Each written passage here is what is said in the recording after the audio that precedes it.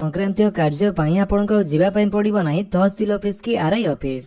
ଏଣିକି ଘରେ ବସି ଆପଣଙ୍କ ମୋବାଇଲ ଫୋନରେ କରିପାରିବେ ଏହି ସବୁ କାମ। ସରକାର ଆଣିଲେ ନୂଆ ଆପ୍।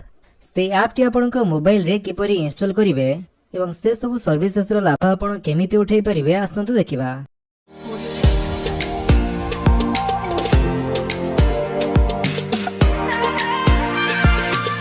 ସେଥିପାଇଁ ଆପଣଙ୍କ ମୋବାଇଲରେ ଥିବା ପ୍ଲେ ଷ୍ଟୋରଟିକୁ ଓପନ କରି ଆପଣ ସର୍ଚ୍ଚ କରନ୍ତୁ ଇ ରେଜିଷ୍ଟ୍ରେସନ ଆପ୍ ଓଡ଼ିଶା ଲେଖି ସର୍ଚ୍ଚ କଲା ପରେ ଆପଣଙ୍କ ସାମ୍ନାରେ ଯେଉଁ ପ୍ରଥମ ଆପ୍ଟି ଶୋ କରୁଛି e registration Odisha R&D mobile app, এই ଆପ୍ଟିକୁ ଆପଣ ଇନଷ୍ଟଲ କରିନିଅନ୍ତୁ। ଆପ୍ଟି ଏମିତି ଇନଷ୍ଟଲ ହେଲା ପରେ ସେଇଟାକୁ ଆପଣ ଓପନ କରନ୍ତୁ। ଯେମିତି ଆପଣ ଆପ୍ଟି ଓପନ କରିବେ ସେ ଆପ୍ର ଇଣ୍ଟରଫେସଟି ଆପଣଙ୍କୁ ଏମିତି କିଛି ଶୋ କରିବ। ଏଠାରେ ଆପଣଙ୍କୁ ଦୁଇଟି ଅପସନ ଶୋ କରୁଥିବ, ଗୋଟିଏ ହେଉଛି ସାଇନ୍ ଇନ୍ ଆଉ ଗୋଟିଏ ହେଉଛି ସାଇନ୍ ଅପ୍।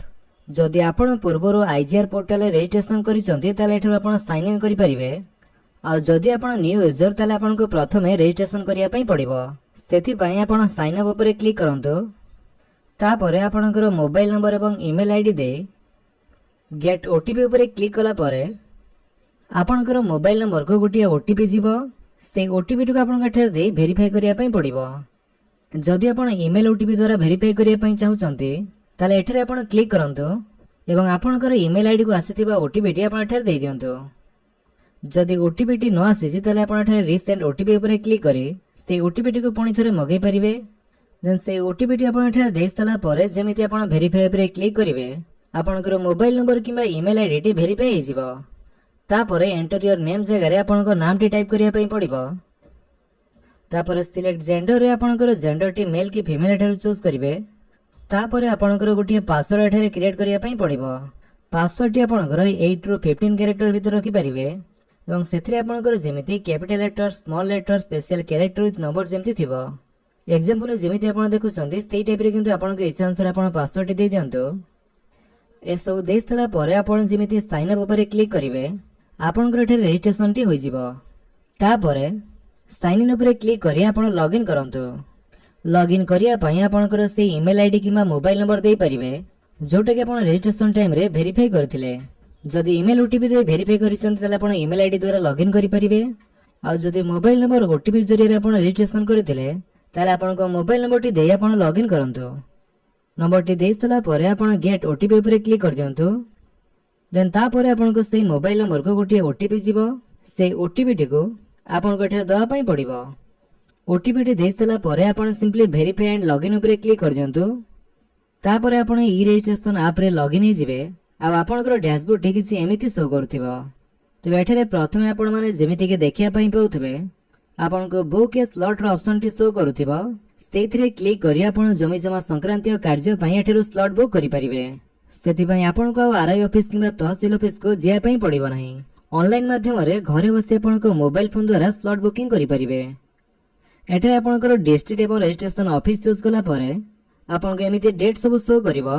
ଯେଉଁ ଡେଟ୍ରେ ଆପଣ ସ୍ଲଟ୍ ବୁକିଂ କରିବା ପାଇଁ ଚାହୁଁଛନ୍ତି ସେଇ ଡେଟ୍ ଉପରେ କ୍ଲିକ୍ କଲା ପରେ ଆପଣଙ୍କ ଏଠାରେ ଟାଇମ୍ ଶୋ କରିବ। କେଉଁ ଟାଇମ୍ରେ କେତୋଟି ସ୍ଲଟ୍ ଆଭେଲେବଲ୍ ଅଛି ଏଠାରୁ ଆପଣମାନେ ଦେଖିବା ପାଇଁ ପାଉଥିବେ। ଯେଉଁ ଟାଇମ୍ରେ ଆପଣ ବୁକ୍ କରିବା ପାଇଁ ଚାହୁଁଛନ୍ତି ସେଇ ଟାଇମ୍ ଉପରେ କ୍ଲିକ୍ କରନ୍ତୁ। ତାପରେ ୟେସ୍ ଉପରେ କ୍ଲିକ୍ କଲା ପରେ ଆପଣଙ୍କର ସ୍ଲଟ୍ଟି ବୁକ୍ ହୋଇଯିବ। ତ ଏଠାରେ ସ୍ଲଟ୍ଟି ବୁକ୍ କରିସାରିଲା ପରେ ଦେନ୍ ତାପରେ ଯେଉଁ ଅପସନଟି ଦିଆଯାଇଛି ଭ୍ୟୁ ବୁକ୍ଡ ସ୍ଲଟ୍ ଆପଣ ସେଇଥିରେ କ୍ଲିକ୍ କରି ଆପଣ ଯେତୋଟି ସ୍ଲଟ୍ ବୁକ୍ କରିଥିବେ ତାର ଷ୍ଟାଟସଟି ଆପଣ ଏଠାରୁ ଚେକ୍ କରିପାରିବେ। ଏହା ଛଡ଼ା ଏଠାରେ ଅନଲାଇନ୍ ସର୍ଭିସେସରେ ଦେଖନ୍ତୁ କେଉଁ ସବୁ ସର୍ଭିସେସ୍ ଆଭେଲେବଲ୍ ରହିଛି।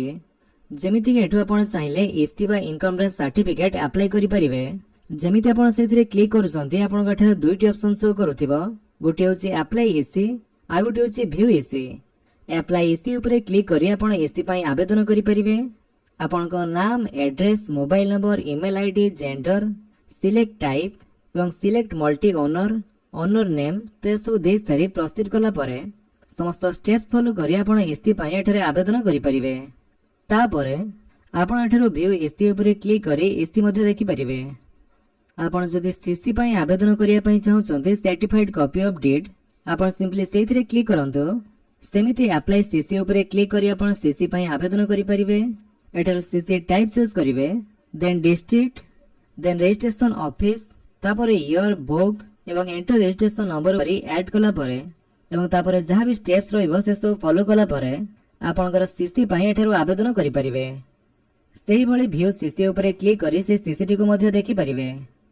ଏହା ବ୍ୟତୀତ ଏଠାରେ ଆପଣଙ୍କର ଅଦର ସର୍ଭିସେସ୍ ସେକ୍ସନରେ ଦେଖନ୍ତୁ ଯେଉଁ ଦିଆଯାଇଛି ନୋ ୟୋର ଏସ୍ଆରଓ, ସେଇଥିରେ କ୍ଲିକ୍ କରି ଆପଣଙ୍କର ସବ୍ ରେଜିଷ୍ଟ୍ରେସନ ଅଫିସ୍ ଆପଣ ଏଠାରୁ ସର୍ଚ୍ଚ କରିପାରିବେ।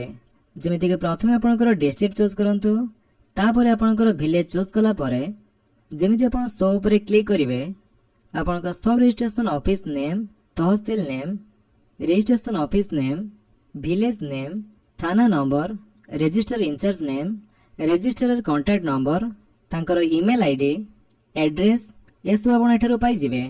ଦେନ୍ ତାପରେ ଯେଉଁ ଅପସନଟି ରହିଛି ନୋ ବିଏମ୍ଭି ଅଫ୍ ପ୍ଲଟ୍ସ, ସେଇଥିରେ କ୍ଲିକ୍ କରି ସରକାରଙ୍କ ଦ୍ୱାରା ଧାର୍ଯ୍ୟ ହୋଇଥିବା ଜମିର ନିର୍ଦ୍ଧାରିତ ମୂଲ୍ୟ ଆପଣ ଏଠାରୁ ଯାଞ୍ଚ କରିପାରିବେ। ସେଥିପାଇଁ ପ୍ରଥମେ ଆପଣଙ୍କର ଡିଷ୍ଟ୍ରିକ୍ଟ ଚୁଜ୍ କରନ୍ତୁ, ତାପରେ ଆପଣଙ୍କର ରେଜିଷ୍ଟ୍ରେସନ ଅଫିସ୍ ଚୁଜ୍ କରିବେ, ଦେନ୍ ଆପଣଙ୍କର ସେଇ ଭିଲେଜ ଚୁଜ୍ କରନ୍ତୁ, ତାପରେ କିସମ ଚୁଜ୍ କରିବେ, ଦେନ୍ ପ୍ଲଟ୍ ନମ୍ବର ଚୁଜ୍ କରନ୍ତୁ, ତାପରେ ସେ ଜମିଟି କେତେ ଏରିଆରେ ରହିଛି ତାହା ଆପଣ ଦେଇଦେବେ, ଦେନ୍ ୟୁନିଟ୍ ଚୁଜ୍ କରିବେ। ଆପଣ ସେଟା ଏକର ଦେଲେ କି ହେକ୍ଟର ଦେଲେ କି ଡିସମିଲ ଦେଲେ କି ସ୍କ୍ୱାର ମିଟର କି ସ୍କ୍ୱାର ଫିଟର ଦେଲେ ତାହା ଆପଣ ଚୁଜ୍ କରିବେ।